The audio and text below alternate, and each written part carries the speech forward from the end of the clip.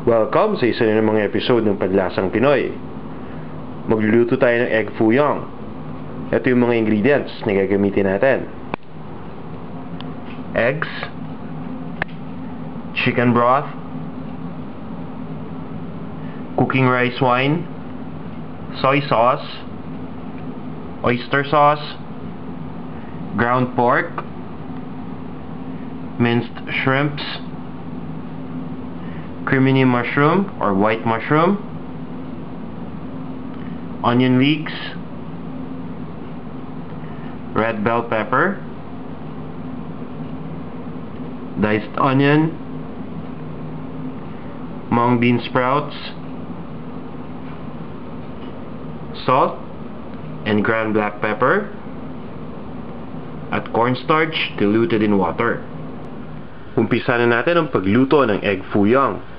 First step, kukuha lang tayo ng isang saucepan or maliit na cooking pot. Ilalagay na natin dito yung chicken broth at papakuluin lang natin. Once na kumulo na yung chicken broth, ilalagay na natin dito yung soy sauce,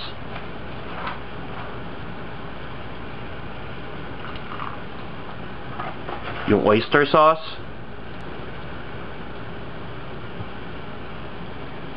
then stir lang natin to para mix mabuti yung mga ingredients. Lastly, ihahalo na natin yung cornstarch na diluted in water. And stir natin kaagad para maiwasan natin ang magbuo-buo. Hihintayin lang natin ang mag-thicken yung texture nito, at kapag na-reach nito yung desired texture, to turn off lang natin yung heat, ililipat natin to sa isang bowl and isa-set aside muna natin. Next step, kukuha lang tayo ng isang pan or frying pan. Papainitin na natin ito, and then magsuspray lang tayo ng oil.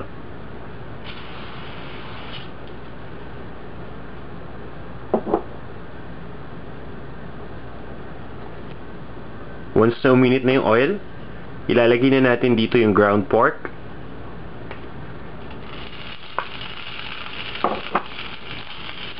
at lulutuin lang natin to for a few minutes. Kapag luto na yung ground pork, pwede na natin ihalo dito yung shrimp na na-mince natin kanina.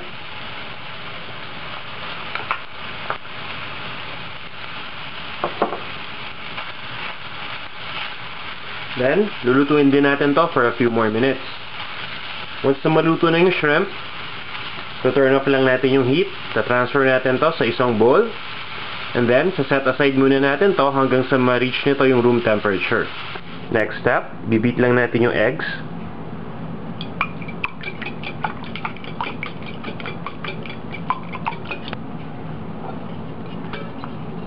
Then, ihahalo na natin yung ibang ingredients.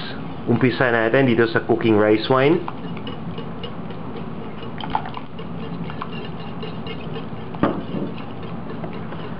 Salt and ground black pepper.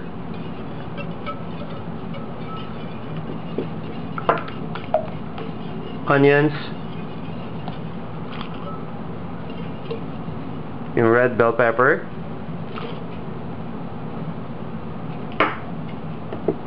Yung onion leeks.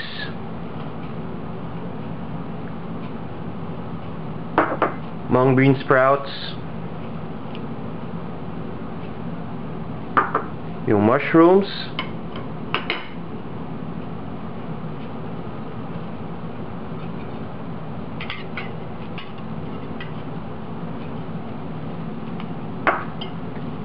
And yung kaninang naluto na natin na ground pork at minced shrimps.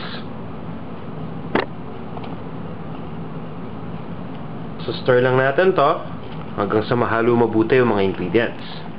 Once na mahalo na natin mabuti yung mga ingredients, we'll move on to the next step. Next step, kailangan lang natin magpainit ng cooking oil dahil i-deep fry na natin yung mixture kanina.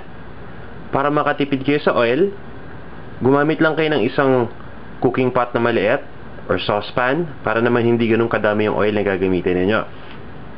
Once na mainit na yung oil, kukuha lang tayo ng ladle. Then, suscoop lang natin yung mixture at ilalagay na natin dito.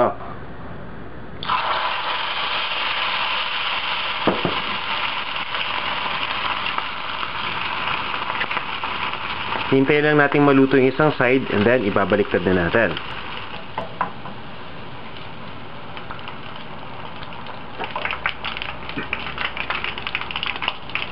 Hintayin lang natin maluto yung kabilang side. Then after this, tatanggalin na natin to dito at ililipat na natin sa isang serving plate. After frying, lalagay lang natin sa serving plate and then itatop natin ang sauce na niluto natin kanina.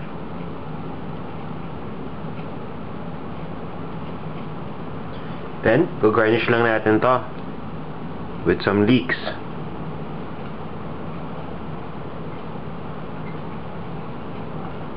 After this, pwede na natin itong i-serve.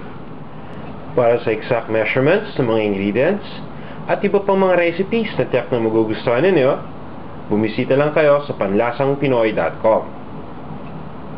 After nating malagay sa serving plate at matop ng sauce, eto na ang ating egg foo young.